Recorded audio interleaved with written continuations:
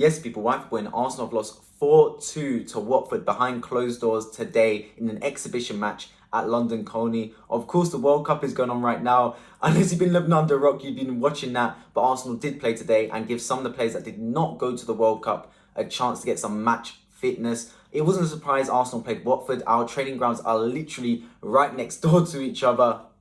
And unfortunately, Arsenal did lose this game. It was a game in the first half which had a lot of Arsenal players that actually are considered first teamers that did not go to the World Cup. The likes of Kieran Tierney, Martin Odegaard, Eddie Nketiah got a good run. And in the second half, it was a lot of changes. And that probably is what resulted in Arsenal losing 4-2 because Arsenal were 2-1 up going into half-time. In terms of the players that played, overall, it's an exhibition match. It's not the end of the world that we lost this match whatsoever. We lost to Brentford at the start of the season, exhibition match, and look how our season's gone right now.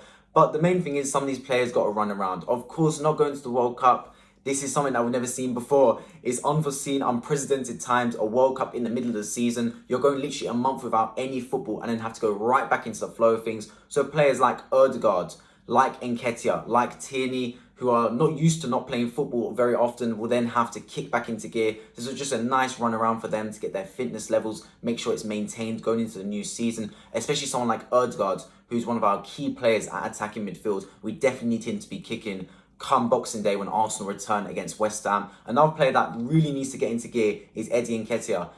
Gabriel Jesus, news broke this morning that he's actually going to be injured and miss the whole World Cup and may even miss the start of the restart for Arsenal with him coming back in January. That means Eddie Nketiah needs to pick up form because he is our only registered backup striker that I can think of. Of course, we've got an option to play someone like Martinelli down the middle, but Nketiah is our only formal striker at this football club left. So if that means Jesus is injured for an extended amount of time, we need him to pull through. Because if we are going for this title race, we cannot sell any games. We need to be at it all of the games for the rest of the season.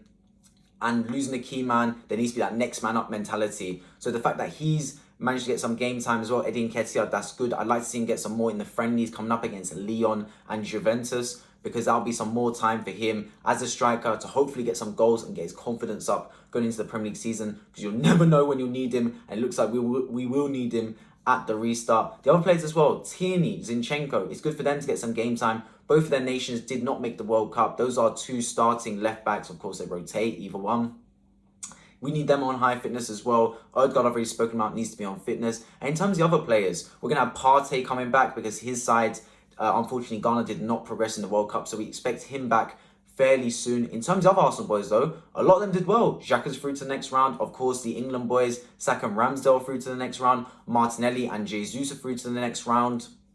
Xhaka's through to the next round as well. Matt Turner as well of USA. So a lot of Arsenal boys have done well and got themselves through to the next round. A player that didn't and has actually gone back to England is Ben White. He's left the England camp due to personal reasons. We're not sure what that is, but we wish him the best, of course. We hope whatever he's going through, that he stays strong through it and it's not going to affect him mentally too badly. We wish him the best overall because he's been a key player for us as well, Ben White. I actually thought he'd be unlucky not to get in the starting 11 for some of those England games. He didn't. England overall performed well at the back though with Stones and Maguire.